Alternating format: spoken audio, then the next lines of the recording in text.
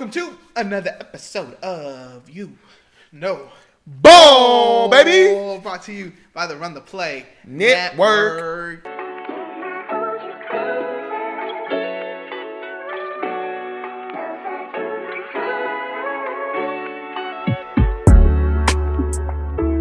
Hey, it's Anthony to the right. I got Running Phil himself, Philly Phil. How you doing in uniform? I'm chilling like a villain, baby. Yeah. Thank you for recognizing that, by the way. Yeah. I ain't trying to get fired. I'm just letting y'all know. I ain't trying to get fired. Yeah. I swear, y'all seen it. I'm wearing the uniform. Phil's on Boss man, I'm just letting you know. I've been watching Phil closely to make sure we don't have to fire his ass. I gotta make sure I'm here. Watching Phil closely. Hey, it's the best season in sports. You know, we just finished up March Madness. Now we're getting into some real playoffs. NBA playoffs. The play-in is just wrapping up. It's a great time to be us, man. Great time to be us. Bro, I mean, the play-in's fun, but this is what it's all about. This is where the nerves are. This is where the real players come out. Yeah. This is when you find out who is that player. Yeah. Yeah. I'm be 100%. for real. So many players disappear at this point in the season. So there's definitely going to be someone that we're like, oh, this dude sucks after the playoffs, you know, and that's just what it is. But it's the best time to watch, the best time to talk about ball. If you want to talk about ball, join our Discord. You know, the link's going to be in the description down below. We talk about ball. We do giveaways. We do a lot of stuff in the Discord. You know, we just gave away a jersey to whoever won our March Madness bracket. So we do a lot of cool stuff in there. If you want to be a part of that, check it out there. It's the quickest way to access me and Phil as well. If you disagree with the take, hit us up on Discord. We'll argue with you for sure. Let's talk about the Eastern Conference, man. The Eastern Conference playoffs are set pretty much. I mean, the Cavaliers don't have a matchup yet. But, bro, this is pretty easy for me. I'm not going to lie. We could start 4 versus 5. Yeah, start let's in the go middle, 4 versus work our 5. way out. Pacers versus the Bucks. I got Pacers in 5. Yeah. I think the Pacers belt to ass this team. I mean, sure, Giannis is good enough to win a team a series, but the Pacers just looked great all year. And correct me if I'm wrong, but the Pacers eliminated Bucks last year too, right? Yeah, they eliminated them, and I know everybody's going to say because Chris Middleton, Giannis, and Damian Lillard got hurt, but I still feel like the Pacers were playing really good down the stretch of these last, I think, 20 or 15 games. Since the new year, the Pacers have won the 4th most games in the NBA. Yeah, so I mean, with that type of vibe in the team, a winning vibe going into this playoff series where the Bucks were, well, you lost Damian Lillard because of blood clots, and also I feel like the team chemistry probably isn't all the way there, especially with Doc Rivers and well, I'm not gonna say Darvin Ham, just with Doc Rivers. I don't think they're in the best shape to go up against the Pacers. Yeah, I mean, the good thing about this, though, is Bobby Portis is back. Yeah. And he talked on an interview, bro, and it kind of hyped me up to see him. I'm not going to lie. He was saying he lost his grandma. He got suspended. He listed like 7 things. He's like, nothing could knock me off my swag now. I'm like, all right, if Bobby Portis going to average 25 and 15, then I'll root for the Bucks. Are Giannis and Bobby Portis going to give us a Tristan Thompson, LeBron James type of run real quick? Hey, I'd be cool with it. I'm cool with it because I love Giannis, and I kind of want the Bucks to make it out of it just because I feel like Giannis, like they won the championship, and it felt like they were going to win the championship for years, and they just haven't done shit since. I mean, I think they've been bounced every year in the first round since they won the championship. Correct me if I'm wrong. But nah, because they went and played the Celtics in 2023, I believe, in the Eastern Conference Finals. Okay. Yeah, so I think they still been doing somewhat of a decent job. It's just that whenever they ran into the Miami Heat with Jimmy Butler, that's what I was gonna say. I got just into a remember problem. Miami belt to ass in them every year. But yeah, Pacers versus Bucks. I got Pacers in 5. Knicks versus Pistons. I think this is kind of the hype beast series. Oh yeah. I think a lot of people are gonna pick the Pistons here. What are you picking? I'm going with the Pistons, not because, you know, it's popular opinion. I just like the way they play basketball, and I think that they're playing Detroit basketball. They're playing that type of basketball. So I think with that type of energy and the way their team's been playing, I think they're balanced on both sides of the ball. I think that they are going to have the advantage, and they are going to have the right attitude going up against the Knicks. And this is not saying they're going to destroy the Knicks. I'm saying Pistons in 6, but I think the Knicks just need to get more of a defensive mindset out there. Like, if they come out there and Mikal Bridges turns into Suns Mikal Bridges a little bit, if Jalen Brunson is scoring like a madman, and if he's gonna, bro, he's a playoff riser. Yeah, he hoops in the playoffs. That's why I still believe there's still gonna be some hope for the Knicks, but I just really like this Pistons team.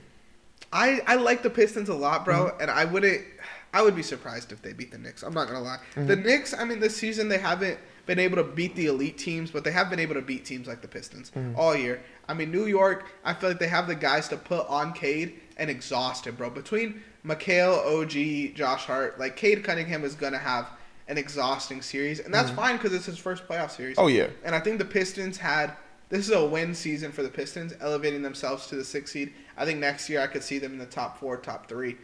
But just this season, bro, I think the Knicks are built for the playoffs, running that very thin rotation. So I think they have a better chance. And they have more playoff experience. Like, name a Piston that has playoff experience. Malik Beasley. Tim Hardaway Jr. Tobias Harris has a history of disappearing. That's true. So Dennis Schroeder.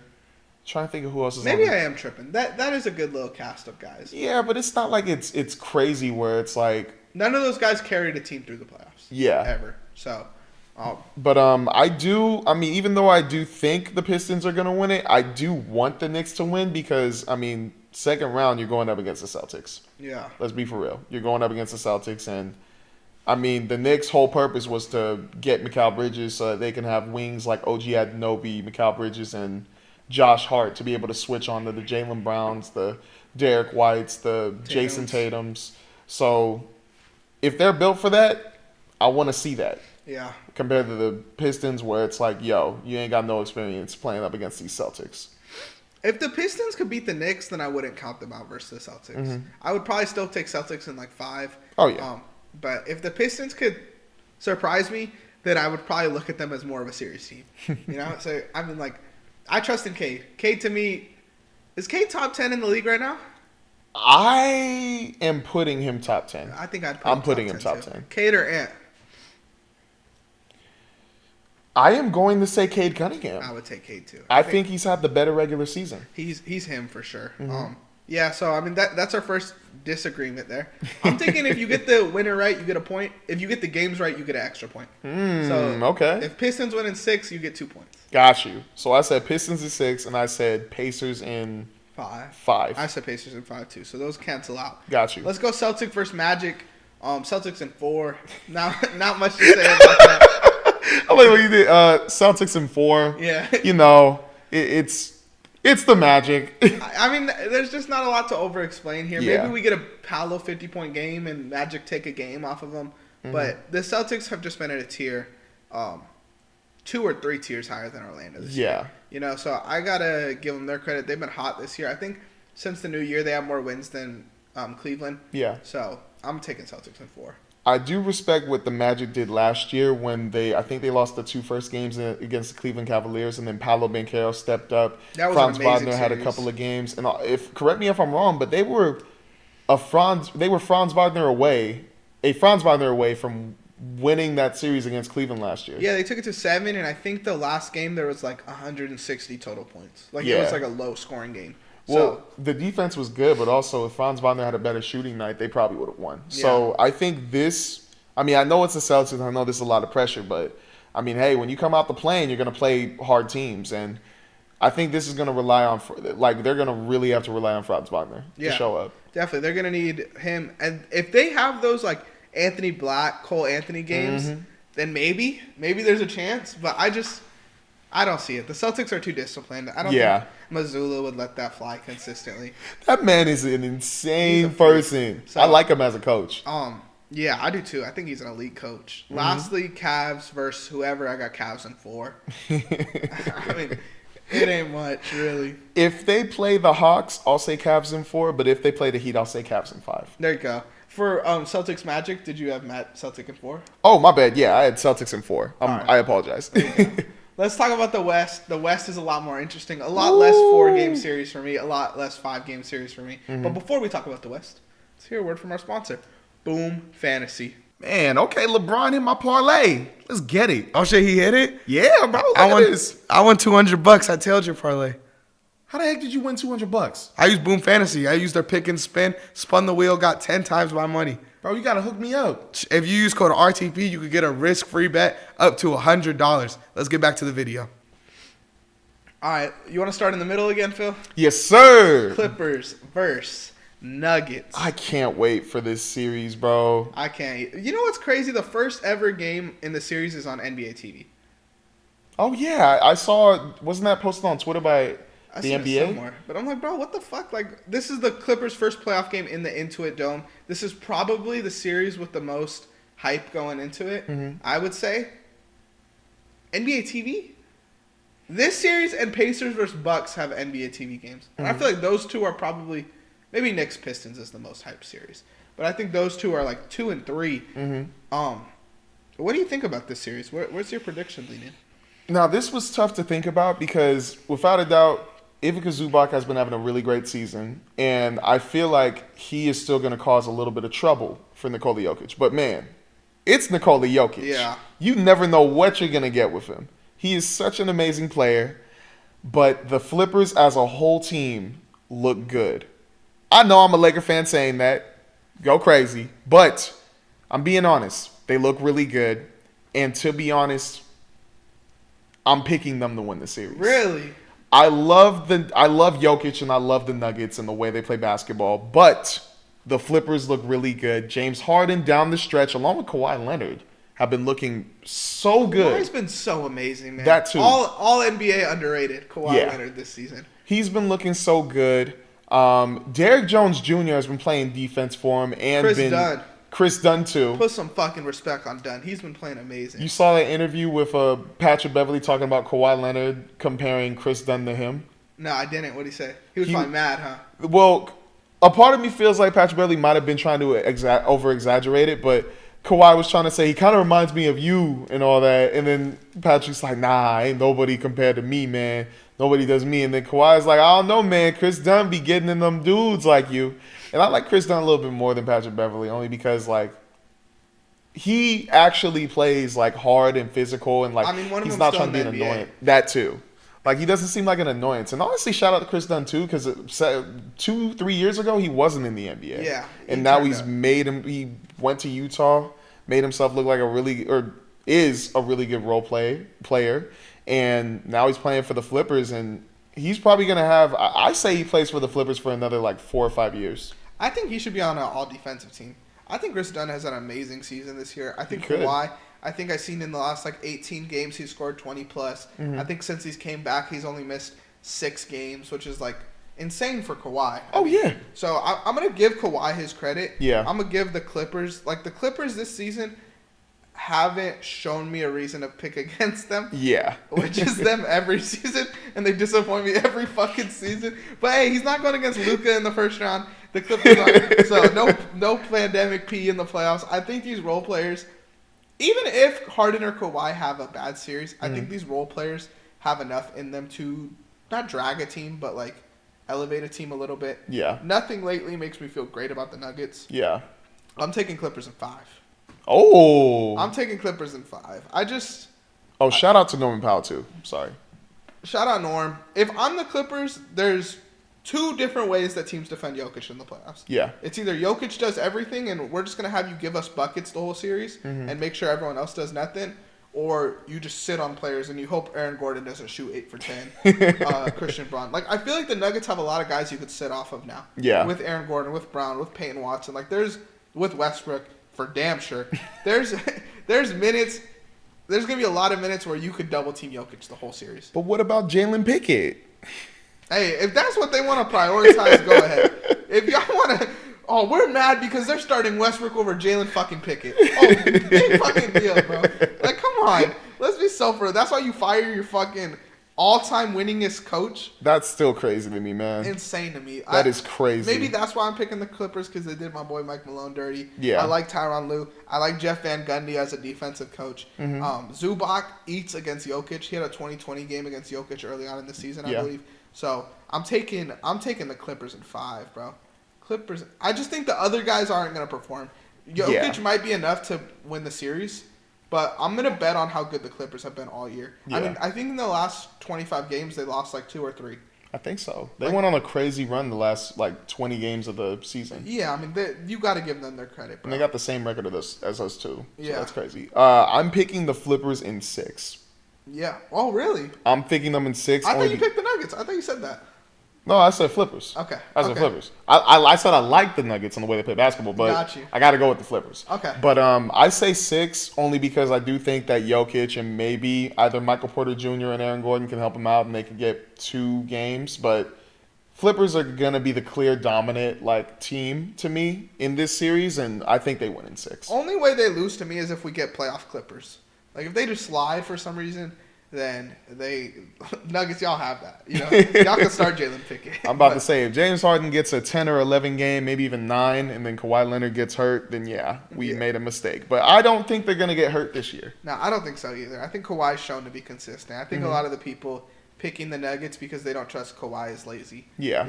Go off of what you see in basketball. And the Clippers have looked great this season. Yeah. If you want to pick the Nuggets because Jokic is killing it or you think playoff Jamal Murray's elite, then go ahead. But have a better argument than Kawhi is going to get hurt. I don't think that's good to tell people. And the fact that they aren't even talking about, what is he averaging? Wasn't he averaging 25, 5 and 5 or 4 and 4, something like that? He had 34 versus the Warriors, though. He killed, bro. I mean, give the man some credit. Why do we have to knock people down and then we complain and we're like, oh, all these NBA players, all they do is complain about the media. Yeah, because y'all are shit. Yeah. That's just what it is. Speaking of the media, let's talk about the Lakers. That is very true, though. This is a series that I've gone back and forth on. I think early in the season I said, y'all want to play the Timberwolves. It would probably be Lakers in 4. I don't know if I feel like that anymore, bro. I feel like every team in the West has gotten very hot at the right time. Oh, especially those lower seeded teams like the Clippers, the Timberwolves, Sacramento I would have put there before they got bounced. I'm taking Lakers in 7. It feels like a lot, bro, but I just think the Lakers win this series by a long shot if the Timberwolves guys disappear, which I definitely could see. DiVincenzo has been very inconsistent this season, but I feel like he's just finally picking it up. Yeah. Nikhil has been elite lately. Naz Reid has been down, but Naz Reid is gonna pick it up in the playoffs. I feel like he always does. I feel like everyone's involved, bro. I mean, I remember early on in the season, I complained about how they used DiVincenzo because they weren't drawing up plays for him. Yeah. I was watching, I don't remember what game it was recently. Was it the Denver game? It might have been Denver. No. It was something after that game. Oh, no, because he got suspended. But they were drawing up plays for DiVincenzo, and I was like, damn, he looks good again, And I think he is an elite level shooter. I think it's going to be hard because Vanderbilt can't guard Anthony Edwards and Julius Randle. Yeah. And I think Vandal will probably have to be on Randle because who's the matchup for that? In my opinion, I think that we're going to have to stagger.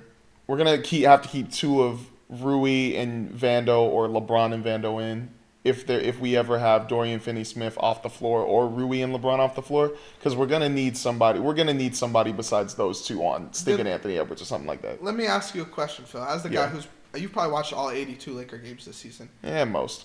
Do the Lakers do that often where it is Vando and LeBron or Rui for a majority of the game? Or I feel like when I've watched the Lakers, the Lakers surprise me. The Lakers look so good because they knock down so many shots. Yeah. And I don't know if those rosters with Rui, Vando, or the 2 of those 3 guys is as elite as having Reeves, Luka, DFS, Gabe Vincent's been very good lately. Oh yeah, all NBA underrated. Having those guys out there more than having 2 defenders out there. So, I know when we play the bigger teams, we try to go small ball with it, where we have we'll start off with Luka, Reeves, LeBron, Rui, Jackson Hayes, but then when it comes down to it, instead of Jackson Hayes, you put Dorian Finney-Smith in because it helps with the spacing and it also helps with the rotations and switching. So that's one thing I'm thinking we're going to do. If we start Jackson Hayes, I'm not going to be mad, but I think Dorian Finney-Smith is going to be the dude we put at the 3 with LeBron at the 4 and then Rui at the 5, only to make it hard for the for the Timberwolves. With the rotations that we're talking about with Jared Vanderbilt, Rui, LeBron, and Dorian Finney-Smith, I think we're doing way more of that, especially in the last, with the Thunder, with the Rockets, with the or what was the other team we played? With the Mavericks. We're doing way more small ball. So I think we're going to start the game off with Dorian Finney-Smith, LeBron, and Rui as our front court.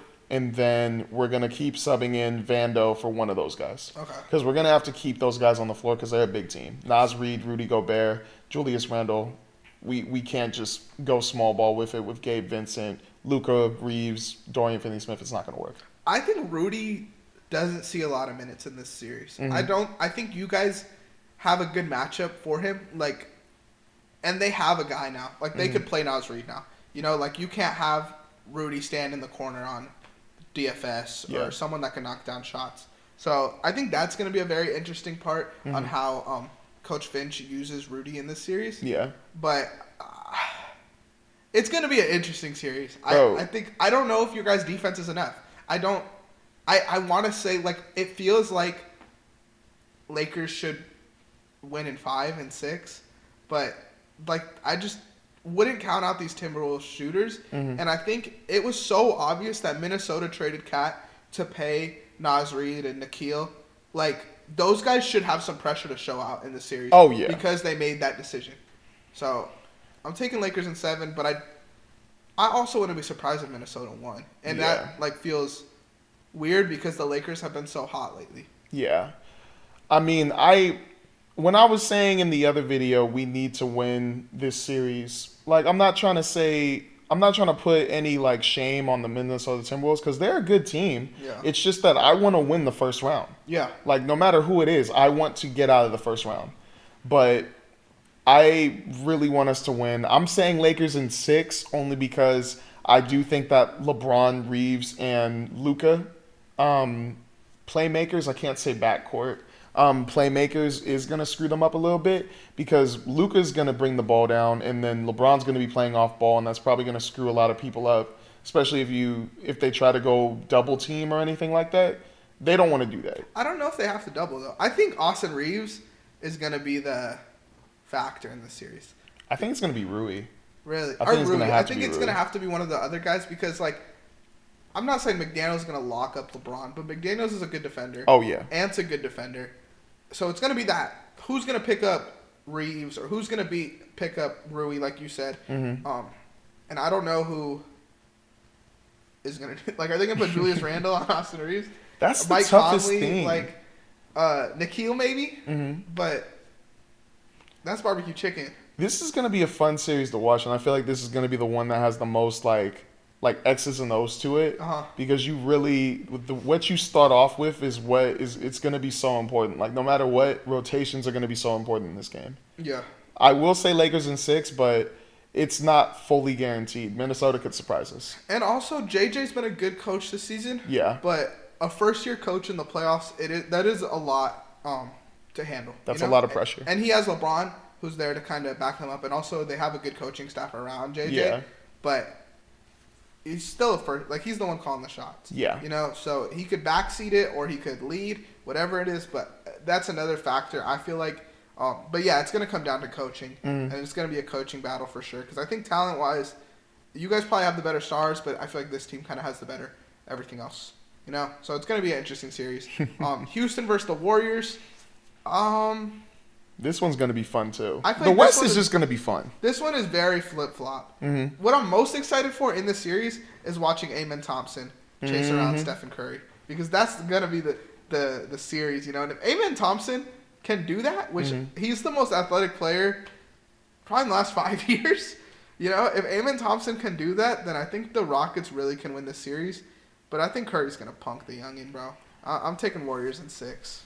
I am going to take the Rockets in 6, only because I would have said before, if this team wasn't doing as good, Rockets in 5 or 4, but the Warriors look really good. Yeah. They look really good. They got chemistry. I think that Butler is the main reason why because of that. I'm seeing players that don't really play or weren't really playing that well have much more confidence, and even if they aren't the best shooter, them being around Jimmy when Curry's off the floor, they play so much better. Yeah. So I do believe they can win the series, but the reason why I'm going with the Rockets is because the last 3 or 4 games I've been watching with the Warriors, they have been playing good, but in late game situations, they rely way too much on Curry. And then teams recognize that, they see that, and they start doubling him, or they just know that Draymond's not going to go up for the layup or take the shot. All we got to do is worry about where Curry is. And I feel like the Rockets, they're a really good defensive team. They're going to recognize that easily, especially with Dylan Brooks, Amon Thompson, and I want to say Fred VanVleet too. Yeah. They're going to recognize that so well. So, I mean, that's not a guarantee, oh, we're going to win it. But if they're recognizing that and the focus is to get the ball to Curry down the stretches, they got to come up with something else. And I feel like that's going to be a challenge. I'm going to disagree with that, bro. Because I think you have Jimmy Butler, first of all, who is a clutch guy, a playoff riser. And then Curry, like, what you just said has been the case for the last 10 years. And that hasn't fucking mattered. Like, Curry has been able to kill the last 10 years.